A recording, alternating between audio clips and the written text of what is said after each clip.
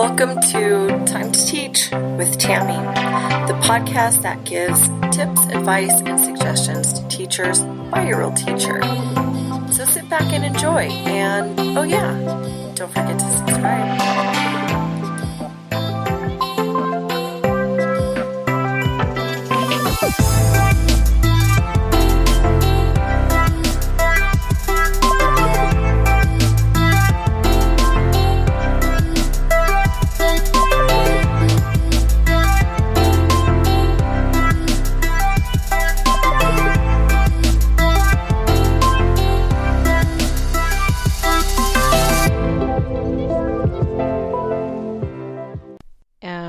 We're back. Welcome to episode 39, the essentials of essential questions. And in today's episode, we are going to be taking a deep dive in essential questions. I'm not sure yet if I will be able to get through all of this in one episode. So as always, we'll just kind of have to see where the episode takes us. If we need to make this part 1 and do part 2, we will do that. It really all depends. But going ahead and getting started with our wins and fails. So my win for the week is I was able to get a student segment. So we will have a student segment this week, and it's on the paper towns. If you listen to last week, episode 38, I had interviewed a group, one of my groups, doing their paper towns, that math project that I talked about in episode 38. And unfortunately, I messed up big time. I did not switch over the microphone to my USB microphone, so it was the internal mic picking up everything, and the audio just was not good. It was not good, even though I fixed it and made it a little bit better. I couldn't, in the end, put it on the episode. There were parts that were still very difficult to hear. So I did record, actually today I got my student segment, and the audio was great, and I love it. So I'm going to include it on this episode, but it was just so great to actually get it. And of course I checked to make sure I had the right microphone connected, and in my program that I use, switched it to the USB, so that was good. That was my win. Fail for the week. I am very bummed because we have a workshop tomorrow. Well, that's not why I'm bummed, but we have a half day or a part day, and in the afternoon we are going into workshops, and I was so excited because one of the workshops being offered was a workshop on podcasts. So I was so excited. I signed up, and then of course, I think Monday, was it? I guess that would have been yesterday. Today's Tuesday. It feels like it should be further away from Monday, but yeah, that was just yesterday. Yeah, I get this email saying that there was not enough interest, so the workshop was canceled. There were only 3 of us, which I personally feel like I would love for us to continue, even if there's only 3. That's 3 teachers who are interested in it. But alas, that is not what happened. So the workshop was canceled. I am so bummed about that, but I was able to pick up another great workshop that I'll be taking, learning all about screencasts. And so I'm excited for that, but I was just so looking forward to this workshop that I don't know, very disappointed. So that was my big fail for the week. Okay, moving right along, let's go ahead and get our deep dive going with essential questions. So again, if you haven't really been following this series, so this is part of series 6, Amazing Units by Design. It is proving to be one of our longer series because I'm actually talking really deeply about good unit designing, and to help me do this, I'm going back to my Understanding by Design book by Grant Wiggins and Jay McTighe.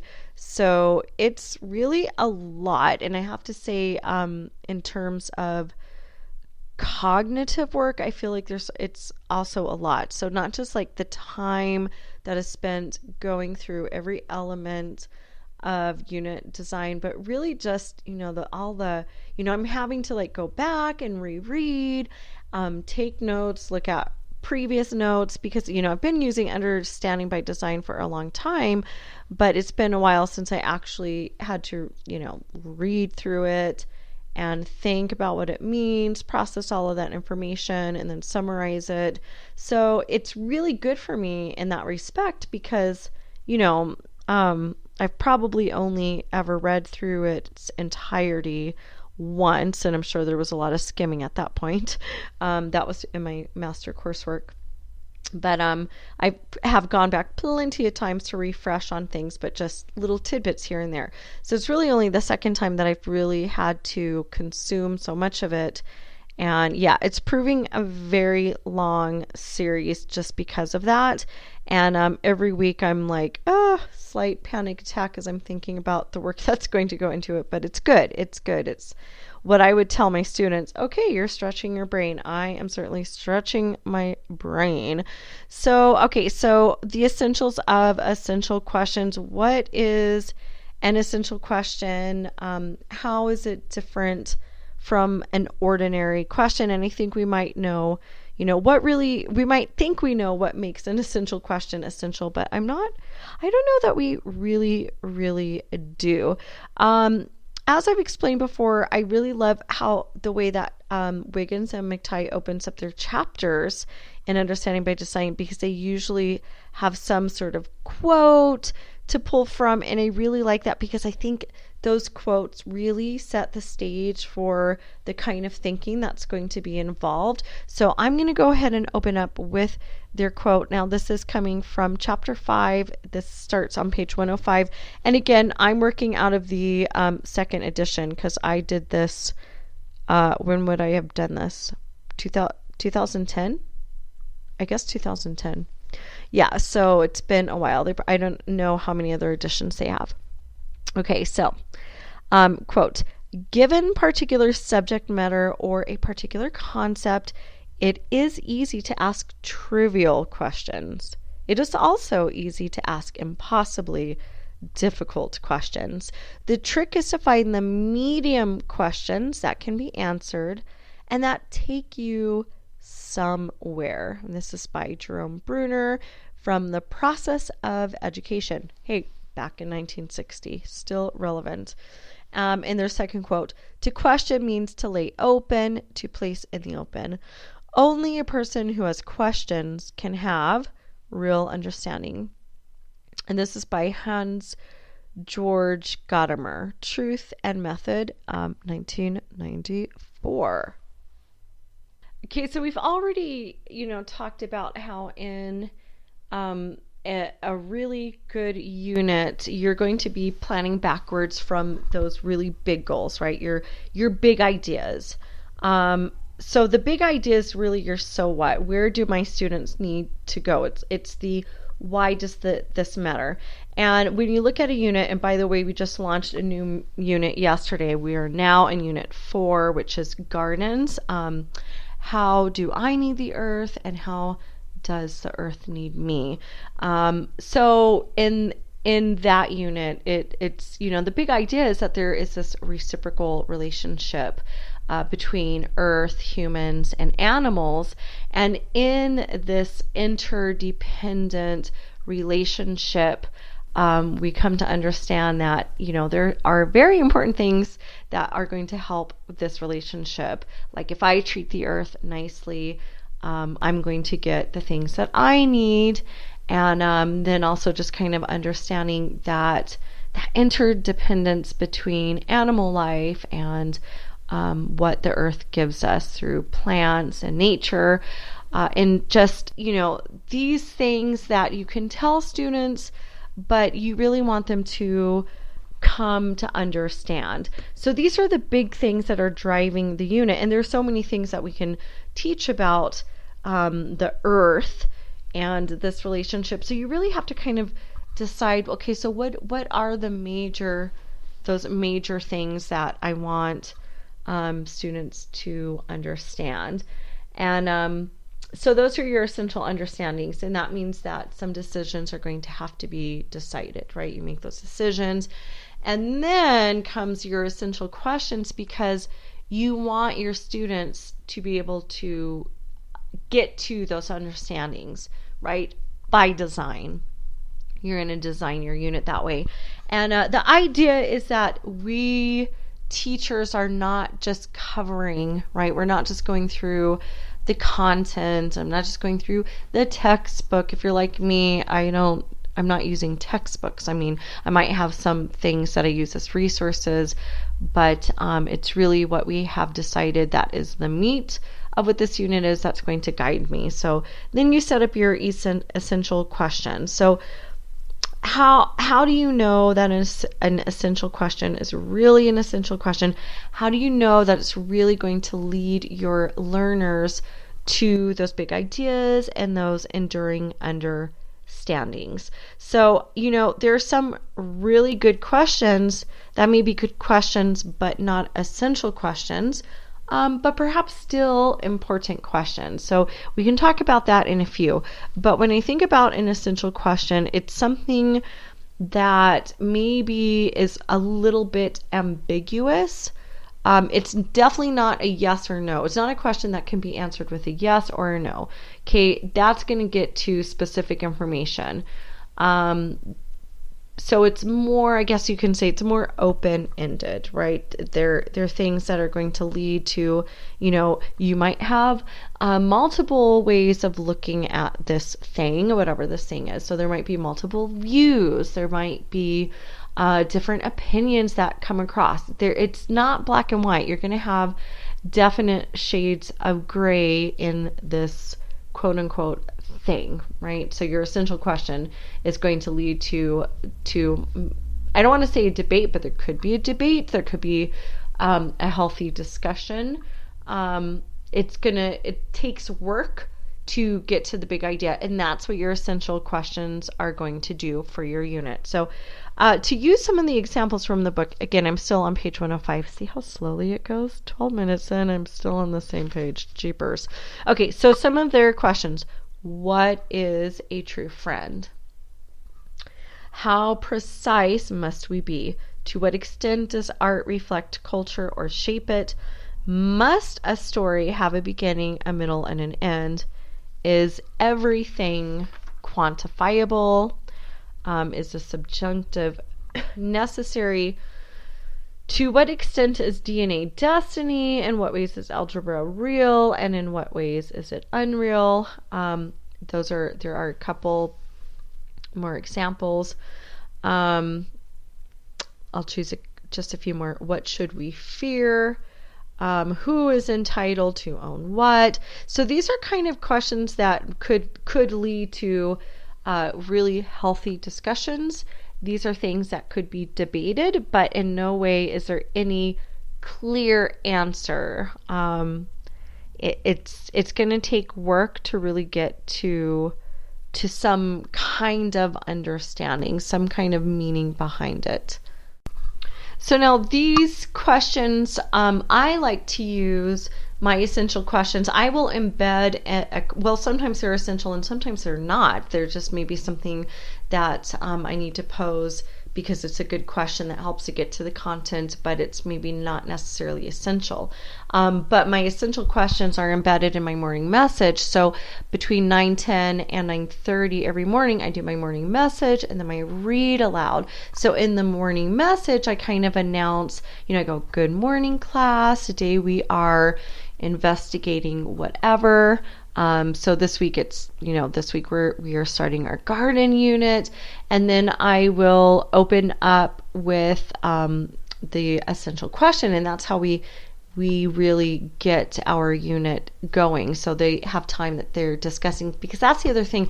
If you're using essential questions, and I would argue that you should be in a good unit, you have essential questions embedded within the unit, but then you also need time carved out of your day, because essential questions, you guys, are no good if you don't have any time, if you haven't decided in advance, when will I pose these questions? Sometimes I know, and I'm pulling from my experience as well, sometimes we feel like if my students are not producing something that can be turned into the inbox that I can show mom and dad, or I can display on a wall, then I'm losing time. And I, for a very long time, felt that way as well. When I started to use this method of essential questions within the units, more and more, I did discover that, I have to let it go. This is not something I can turn in. I can take pictures and videos of my students discussing essential questions. So there really are ways to display this if you really want to. But I had to find time to embed it. So I have it in my morning routine. It's embedded within the morning message, and that way I make sure that these questions are being asked, because if they're not, that's a huge part of what this is. So if you're not giving students time to discuss the questions, to think about those questions, maybe rethink, then you're missing a big opportunity. So I would think about, when in your day can you allow for these questions to be thought about and asked. So just kind of moving on. So these are questions that are really they're questions that are getting students to really start thinking about things. You can think of it also as a way as an inquiry method. Give them time to explore and discover these things, right? It's not going to happen on day one. My feeling is that by the end of the unit, and my units are, anywhere from 7 to 8 weeks, they're going to get to it, but little by little through this method of questioning, that's how I'm leading them to it. So I don't come out in this guardian unit and say, hey, we're going to learn all about, we really need the earth really needs us. But what I do find is my kids get really good at thinking, just because they're used to these kind of questions and really kind of digging, that sometimes they really get to these big ideas sometimes sooner than I had really imagined that they would. But it's a true understanding, because it's not something they're just regurgitating back to me. It's something that they've truly discovered on their own, because they've had time to explore it and think about it, and maybe change some of what their previous thinking was. So it's really helping, you're helping to promote the understanding. And one thing that the book really talks about is you can use your content to help frame these questions. In fact, that's what really we should be doing. Now, sometimes it's difficult if we're used to a certain type of questioning or certain type of thinking. We're not used to using essential questions. One of the things that it says is frame your content goals around essential questions. So let me use an example from the book. We've slightly moved on. We're on page 107 now. Whew. Okay, so it says, for example, if a content standard calls for students to learn about the 3 branches of government, then a question such as how might a government guard against abuses of powers helps us stimulate student thinking about why we need checks and balances, what the framers of the Constitution were trying to achieve, and other governmental approaches to balancing power. So you might want to, try to do some of that kind of work yourself. Think about your content, the content that you have, things that need to be taught.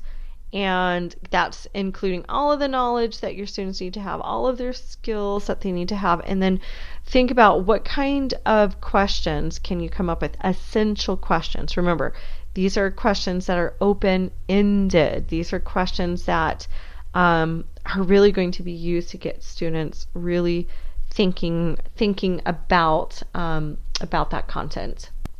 So I know when I first started to use essential questions, I would struggle with, is this essential? Is this not?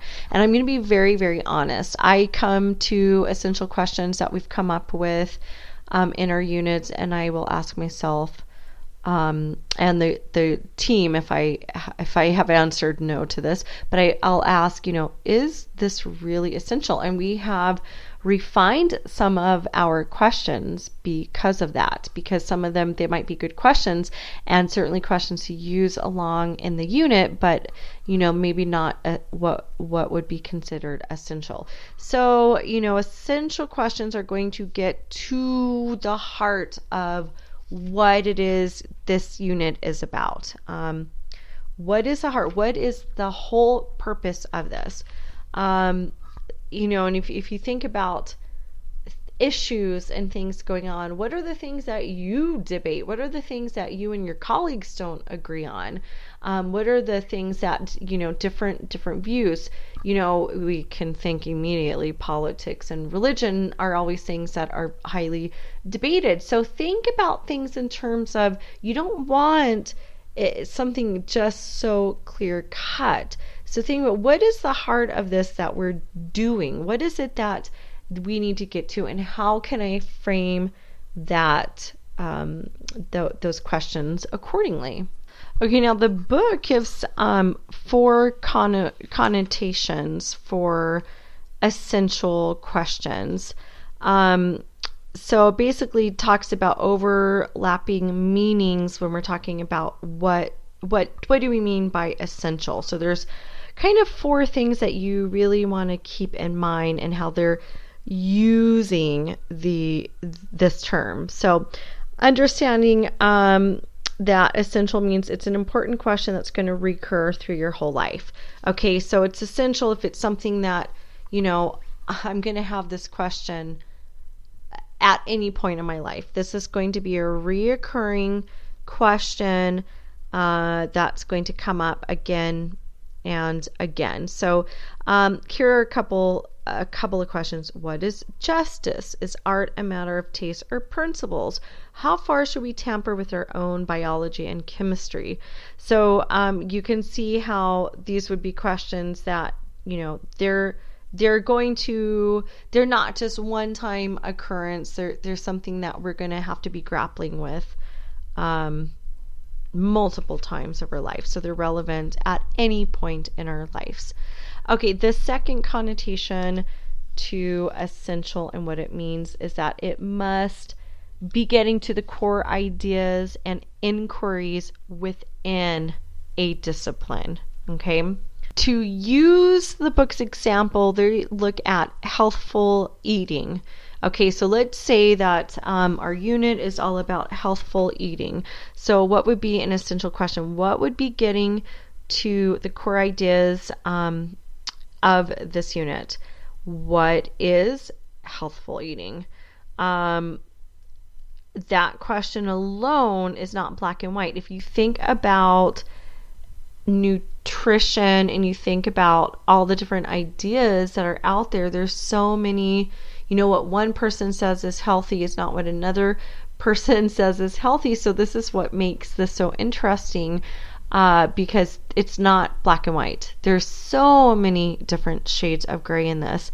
To take myself as an example, I have been a low carb eater for a couple of years now, and after I became low carb, I then started to increase my healthy fats. So I am consuming, a lot of butter, a lot of coconut oil, foods that naturally are fatty, like avocados, things like that. Where someone else might say, no, that's not a healthy way of eating. You should only eat plant-based foods. No meats, because I do eat meat. So you see there's no black and white, but this is getting to the core idea of what this discipline is. Okay, third connotation for what essential is really getting to. The third idea is that it's really needed for your core content. Okay, so we realize, we have to make the distinguish here that we're not really teaching the content, okay? And let me explain what I mean, because I think that could be misinterpreted. We should not be just teaching content. our curriculum, when I think of curriculum, I'm thinking of everything, right? I'm thinking of those objectives, the standards, those skills that I want students to acquire by the end, any knowledge that is required, all the big ideas, like all of those things, including what resources am I going to use, okay? So the resources will probably include some of specific books, maybe things I'm getting from the internet, any kind of, maybe I have my students listen to a podcast, I don't know. But I'm really using the content of my unit to get to those big ideas, right? Do you see the difference between I'm teaching content and I'm using content to get to those big ideas? It's kind of a shift in your mindset. But I think once you make that shift, it's easier to understand that coverage where I'm just covering the content really is not the best way to do it. That we're using the content to get to the big idea. So yes, content becomes very important, and it is included, and you want to definitely keep that in mind as you are framing your essential questions. So some examples that the book gives. In what ways does light act like a wave? How do the best writers hook and hold their readers? What models best describe a business cycle? So you see, your content is not going to be ignored, absolutely not ignored, but you're using it to get to those bigger ideas, and keeping the content that you're using in mind. Okay, the fourth and last connotation of essential basically is looking at what will most engage a specific and diverse set of learners. Okay, so this is really putting it back at your, remembering to put it back to your students. So you may come up with an essential question, but you have to remember, who are we creating these for? We are creating them for our students. We're creating it to hook our students. So it may be a great essential question for you in your adult world, but please remember who your essential questions are for. They are for your students, okay? So we're designing them around students. And then kind of in summary of the connotations, the book basically says that a question is essential if it, and I'm going to be doing some quoting off of page 110, if it's meant to cause genuine and relevant inquiry into the big ideas and core content, if it is meant to provoke deep thought, if it is meant to require students to consider alternatives, weigh evidence, support their ideas, and justify their answers, if it is meant to stimulate vital, ongoing rethinking of big ideas, assumptions, and prior lessons, if it is meant to spark meaningful connections with prior learning and personal experiences, and if it is meant to naturally recur, creating opportunities for transfer to other situations and subjects. And with that, we're going to go ahead and wrap up our discussion on essential questions. Stay tuned because we have our student segment coming up. They're going to talk about the paper towns. But before we get there, I just want to say lastly, I really do encourage you, if you have not if you have not been using essential questions, I do challenge you and encourage you to try using them in your classroom. I have found them to just be such a great tool in terms of, setting up my units, moving my units along, and really helping students think about the things that I'd like them to think about so that they can get to those bigger ideas. That is really, really at the heart of what we are doing. So I encourage you to try it if you haven't. Okay, don't go anywhere because we have our student segment coming right up. And I just want to preface this by saying, again, they're talking about the math center that we're doing right now, our math project of making paper towns. I talked about this in episode 38. And you're going to find that, I'm in Mexico, so I think it's amazing just what they're able to say in English, but just know that sometimes there are words that they're not sure, so you'll find that they can sometimes mix English and Spanish. And especially if they're feeling nervous, which I think at some point one of my little friends maybe got tongue-tied and maybe because he was nervous, but they did so great. So I left a lot of that in because, like in your classroom, that's what happens, right? I mean, you have to wait for answers and you get interesting things. So I like the authentic experience and I left it in because I am thinking you'll probably enjoy it. Okay, with no further ado, our student segment right now. Okay, so right now we're doing math centers and we're working on paper towns. So I just thought some of our friends can talk to us a little bit about what they're doing. Can you tell us about what you're doing right now? We are doing like a house and a hotel and like all about this. Okay, yeah, like a town, right? Okay, so I like this. Paper town. A paper town. Okay, so can you guys, I'm interested in hearing a little bit about the process of this. How did you first plan for this? We plan with a paper and then we talk about the things we do and then we do the best we can and all the math centers. Okay, so you had a sheet of paper, you guys planned it. I'm wondering, can you tell me about what was easy about planning together and what was hard?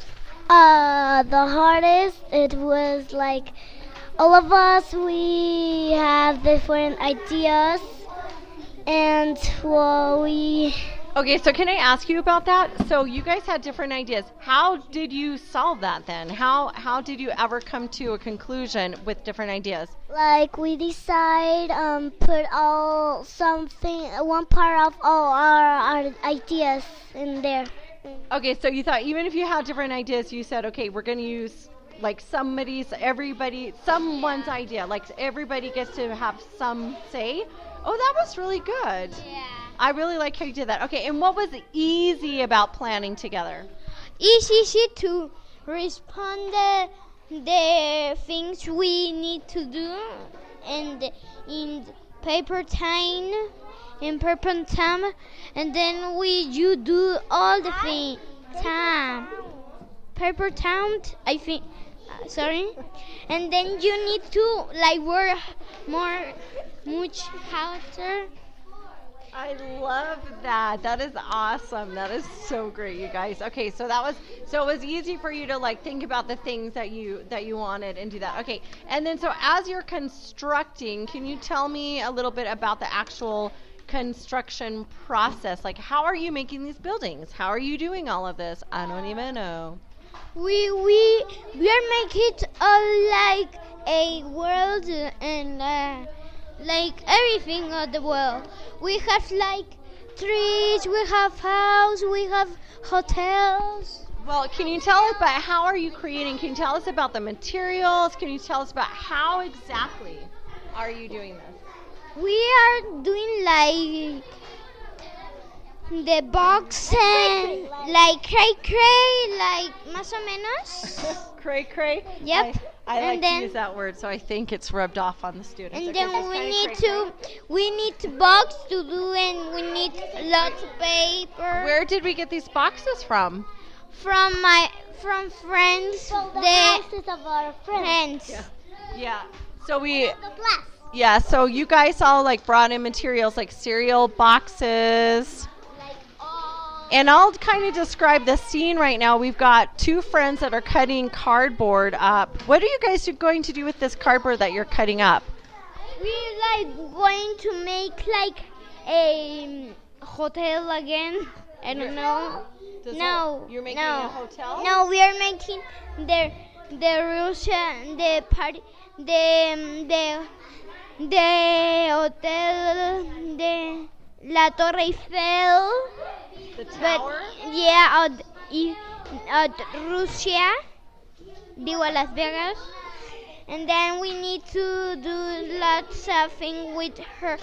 We're going to do it like gray, like dorado, like all. Like golden? Yeah, Okay. golden star. And we are going to do a golden star and all. Wow. I love how you guys have already thought about the details. I think it is definitely very helpful when we have those details planned out. The other thing that I want to ask you guys is, how do you feel about this project? We're going to let our friend over here answer because I feel like she needs to answer. How do you feel about this project? Our group was excited and Talk into the microphone. well, we are happy. We are using Talk into the mic. well, I forget. It's hard to remember. Yeah. Because we are using materials we never used in our work. Oh, yeah, we don't usually use these kind of materials. That's a good point. What about you? So what to you is exciting about this? It's exciting to build the houses, the hotels, everything. I notice a pattern here. You really like hotels, don't you? Yep. How do you know so much about hotels? They are modernos. They're like so fantastic. They're with rooms. Have you stayed in a lot of hotels, or what is this fascination with? And I stay in Las Vegas for like for 1 año, I don't know, for 5 days, and then I go to Lake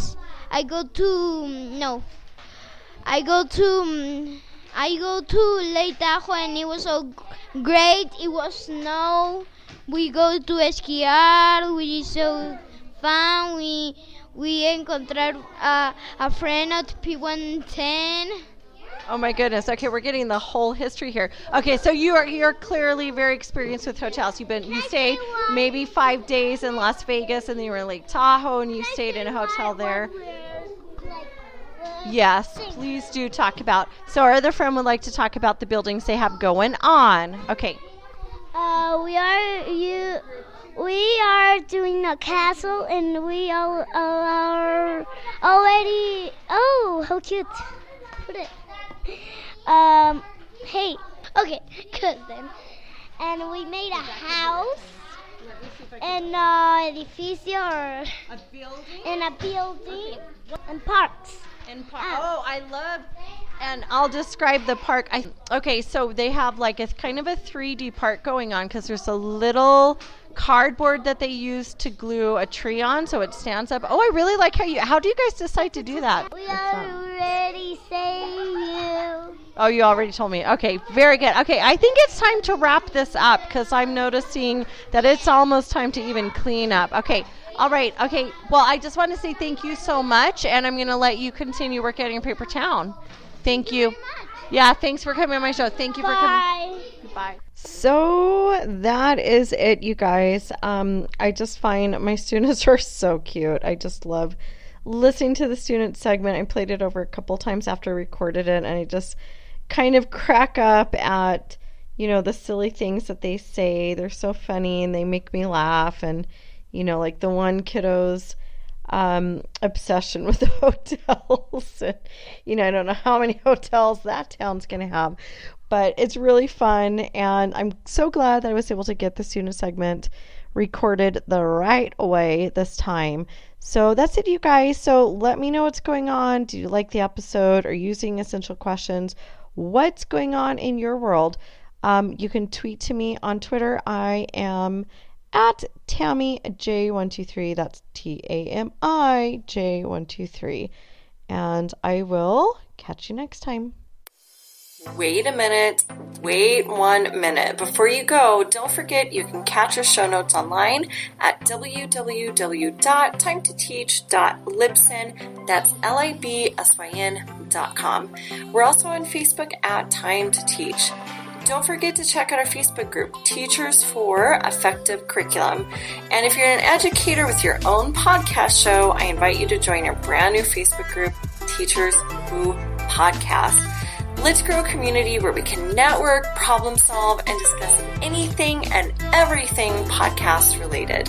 I'll see you there.